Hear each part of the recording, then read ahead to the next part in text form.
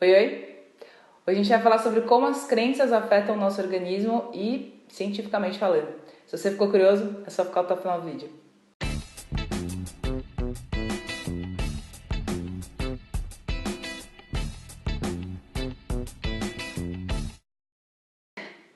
Bom, então hoje a gente vai falar sobre dois livros basicamente. A gente vai falar sobre A Biologia da Crença, do Bruce Lipton, e vai falar do livro Moléculas das Emoções, da Candace Pert. Então, o Bruce Lipton, que é um biólogo PhD super renomado nos Estados Unidos, ele deu aula por muitos anos em faculdades de medicina, ele é um mestre mesmo nessa área, ele é extremamente renomado, tá? Podem procurar ele na internet. Enfim, aí ele escreveu esse livro chamado Biologia da Crença, e aí tem uma palestra dele aqui no YouTube que é maravilhosa, que ele sintetiza, né, a ideia do livro, que eu vou deixar linkado aqui embaixo, e aí vocês dão uma olhada para pegar um pouco mais de detalhe, tá? Então eu vou tentar dar uma resumida no que ele falou, só para vocês terem uma ideia do que a gente está conversando, porque a minha ideia de trazer essas informações aqui nesse vídeo é justamente fundamentar aquilo que eu falo, né? Então, tipo, essas coisas elas não vêm do além, elas não são misticismo, não são crenças, são coisas que a ciência tem descoberto que outras filosofias mais antigas já sabiam há muitos anos, né? E que a ciência vem provando ultimamente. Mas a questão principal, o ponto que ele chegou foi o seguinte: há muito se acreditava que o cérebro da célula era o núcleo, né? Porque ali estava o DNA, estavam os cromossomos, então o resto não importava, né?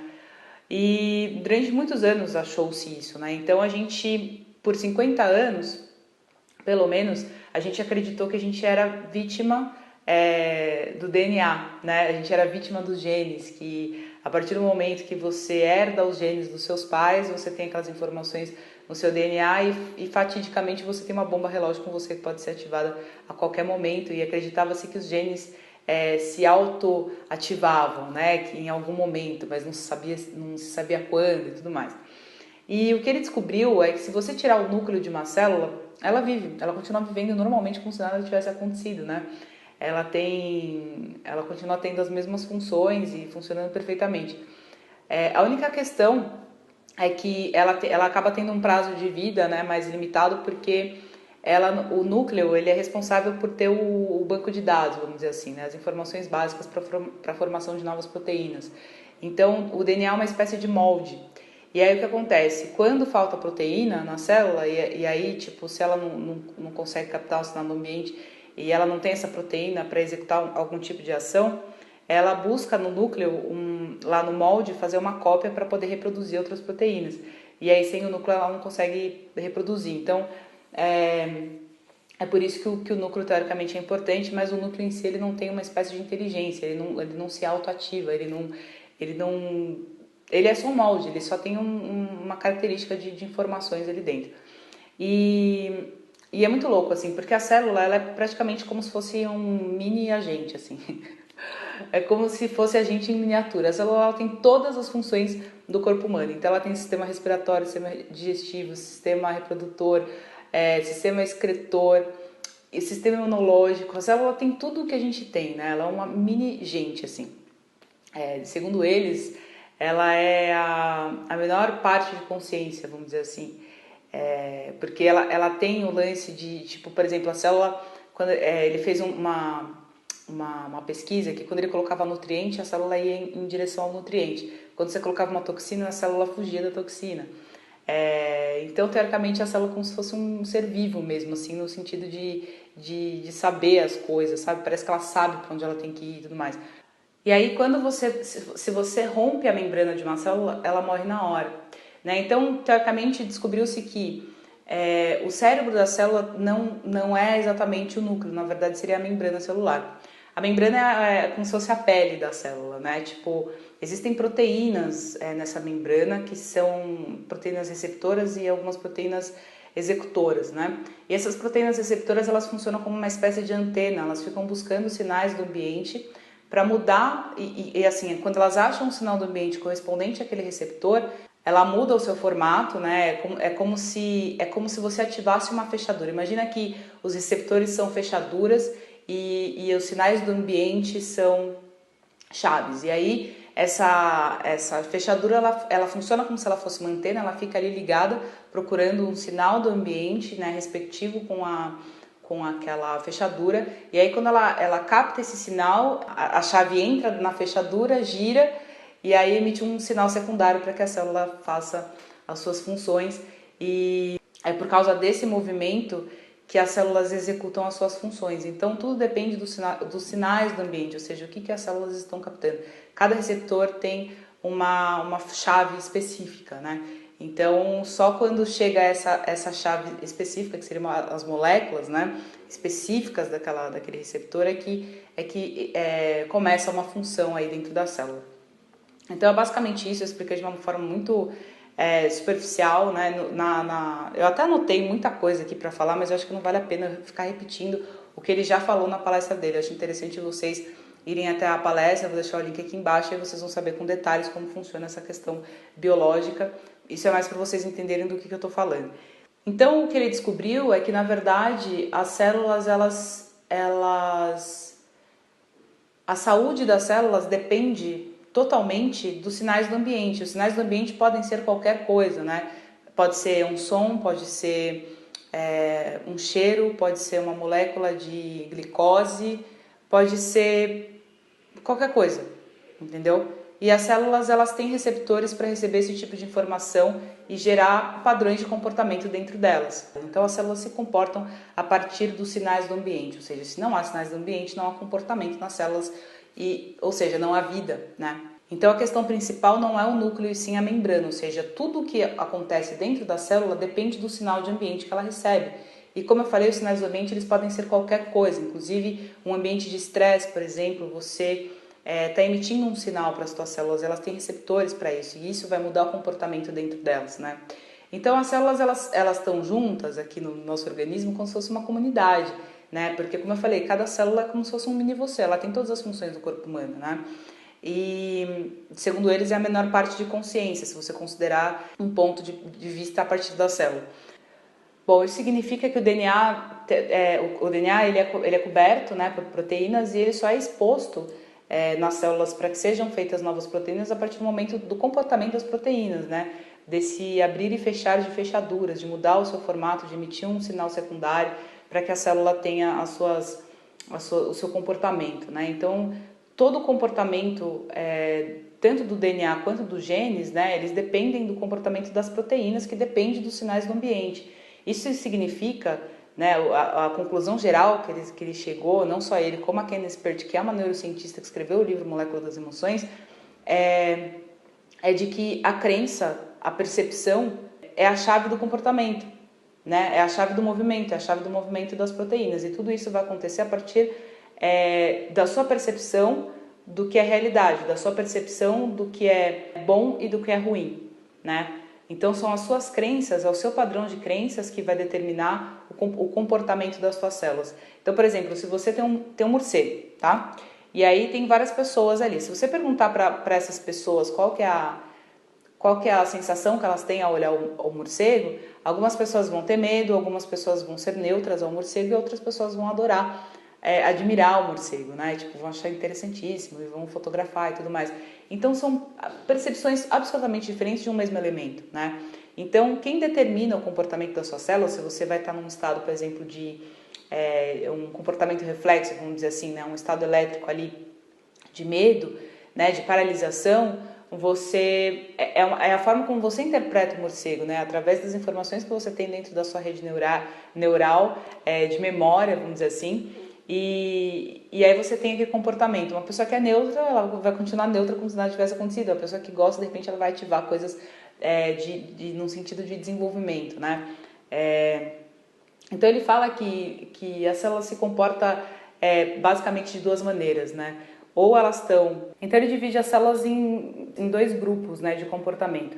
O comportamento de desenvolvimento e o comportamento de proteção. Então o que acontece? Se você está num modo de proteção, ou seja, tipo, você tem que tomar uma decisão entre enfrentar ou fugir de uma situação, tem duas áreas basicamente funcionando no seu corpo ao mesmo tempo. Tem a área visceral, que é onde estão as suas vísceras, os seus órgãos, e tem a base de periferia, que são os seus músculos e o seu esqueleto, né? Quando você coloca um em funcionamento, você acaba paralisando o outro, né? Então, Então, quando você está num estado de proteção, as glândulas suprarrenais, elas liberam um hormônio que contraem as veias e pressionam o sangue nas vísceras e empurram o sangue para a periferia, que é onde estão os músculos. Mas se você drena o sangue das vísceras para os músculos, você desliga o seu mecanismo de desenvolvimento e principalmente o seu sistema imunológico. Então ele paralisa a partir do momento que ele está numa situação de estresse. Isso significa, sabe o quê? Que quando a gente está num ambiente de estresse ou a gente identifica as situações como estressantes ou como alguma coisa negativa, você acaba paralisando o seu sistema imunológico. Isso significa que você fica vulnerável a doenças, a vírus, bactérias, enfim, o seu sistema ele fica absolutamente vulnerável a doenças a partir do momento que o sistema imunológico está desligado, entre aspas. Tanto que os médicos usam hormônios de estresse para desligar o sistema imunológico, para poder fazer transplante de órgãos, por exemplo, para que o corpo que vai receber o órgão transplantado não rejeite o órgão. Então eles dão uma paralisada ali no sistema imunológico da pessoa. Então quando a gente está num ambiente de estresse, a gente está fazendo isso o tempo todo com o nosso organismo, né? Isso é muito interessante de saber. Ou seja, a sua percepção do ambiente, a forma como você enxerga a vida, a forma como você reage, faz com que as suas células respondam de uma maneira equivalente, né? Então, teoricamente, elas estão ali agrupadas numa comunidade harmônica e perfeita, né? 95% delas funcionam perfeitamente bem. E o que gera essa confusão, esse estresse, esse caos dentro dessa comunidade é a forma como você percebe a vida, né? Então, se você percebe a vida de uma maneira estressante e começa a liberar os hormônios do estresse, você começa a estressar as células e elas começam a ter comportamentos desequilibrados, tanto quanto você. Então, a gente é literalmente um espelho, né? O nosso corpo é um espelho daquilo que a gente sente, daquilo que a gente pensa constantemente, que gera um padrão mental, como eu falei nos vídeos anteriores. Então, por isso que é muito importante a gente saber o que a gente anda pensando e sentindo, para saber quais são os padrões que a gente está no momento, para saber por que o nosso corpo está se comportando de uma certa forma. Isso significa também, quando você ativa o seu comportamento reflexo, que é o comportamento de proteção, que é a partir daquele momento que você para o desenvolvimento, para o seu sistema imunológico, para estar no comportamento reflexo, significa que você está completamente ativo e ligado para questões de movimento, né? Você está colocando o seu corpo num estado de proteção, de fuga, né? Então você está muito atento ali, com a adrenalina lá em cima, né? Os seus músculos estão todos ativos, assim, está tudo muito pronto para você correr ou fugir ou atacar, inclusive, né?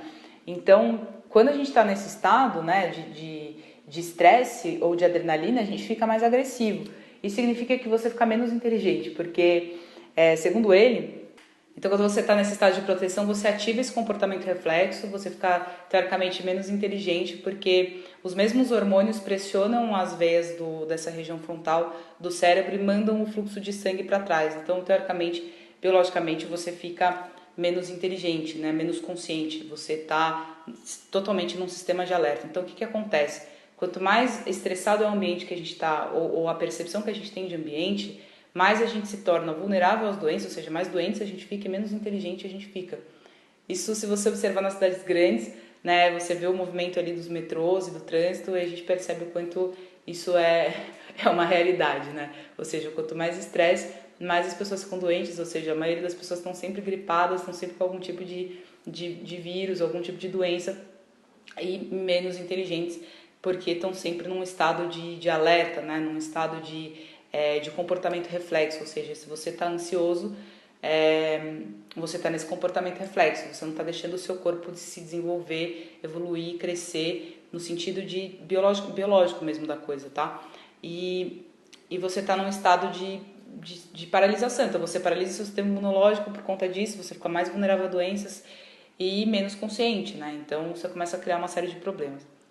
Bom, agora eu vou falar sobre algumas informações que estão no documentário Quem Somos Nós, né? Que é feito por uma série de profissionais, uma série de cientistas e médicos e físicos, né? E dois deles, que um é o Joseph Dispenza e junto com a Candace Pert, que eu já falei aqui no vídeo, eles são neurocientistas PhDs, assim, são super renomados. Inclusive a Candace, ela descobriu alguns receptores opioides, e ela tá batalhando aí para descobrir, tipo, umas questões na cura da AIDS, assim. Esse livro dela é super renomado nos Estados Unidos, ela é super reconhecida, assim, é uma uma neurocientista incrível, né? Que inclusive faz uns trabalhos junto com o Deepak Chopra, né? E ela entrou para o time aí dos ativistas quânticos, entre aspas, juntando a ciência, né? Aquilo que eles descobriram em informação útil, né? De uma forma bem mastigada, para que as pessoas entendam e tenham clareza e consciência do quanto elas são responsáveis pela própria vida, né? Não só pela parte biológica, ou seja, pelo seu corpo, quanto pela realidade que você vive. Bom, e aí a gente tem esses dois falando mais da questão das emoções, né? De como que isso funciona. E aí a gente tem o Joseph Dispenza e ele fala mais algumas coisas, né? Por exemplo, que o hipotálamo é uma mini fábrica que juntam certas substâncias e essas substâncias são combinadas com certas emoções, formando aí os peptídeos, que na verdade são uma sequência de aminoácidos de cadeia pequena. E quando juntam os peptídeos, a neuropeptídeos e neurohormônios, combinados com estados emocionais, então existem substâncias para raiva, para tristeza, para vitimização, para luxúria, ou seja, existe uma substância que combina com todo e qualquer estado emocional. E quando isso é vivenciado, o hipotálamo vai formar o peptídeo e vai liberar ele na corrente sanguínea. E aí o peptídeo ele é capturado pela célula, como eu tinha falado anteriormente, por algum tipo de proteína ali. Ele é captado na membrana celular. E aí é aquele lance do que eu falei da fechadura e da chave, né? Tipo, gira a chave, dispara o sistema, tipo, emite um segundo sinal e a célula começa a ter um comportamento, né? A partir desses peptídeos, ou seja, dessas substâncias químicas que são associadas a estados emocionais, ou seja, tem uma para cada estado emocional e tem receptor para cada peptídeo. E aí a questão que eu acho interessante que eles chegam no documentário é que se você abusa emocionalmente, né, do seu corpo, vamos dizer assim, se você mantém um estado de emoção muito, muito negativo por muitos anos e fica alimentando essas emoções por muitos e muitos anos, você vai bombardeando as suas células. E aí o que acontece?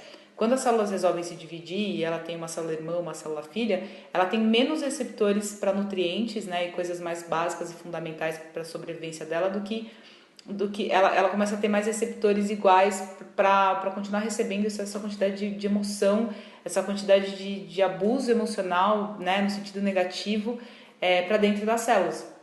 Elas começam a ficar mais adaptadas, vamos dizer assim, para receber aquele tipo de estímulo e menos adaptada para receber o que é primordial, né, o que é referente à sobrevivência, à vida.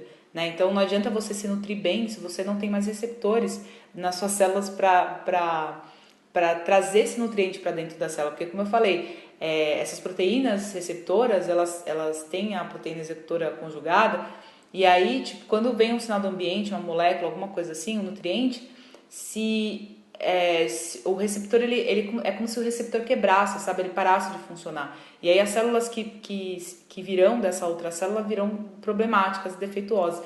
Então por isso que a gente tem que tomar muito cuidado com o que a gente sente, o que a gente pensa, porque a gente acaba realmente destruindo as nossas células, né? Elas ficam menos capazes de se desenvolver, de crescer, né? De receber nutriente, ela começa a se defasar, ela começa a ficar doente, né? Bom, então já que a gente tem esse tanto de informação, né?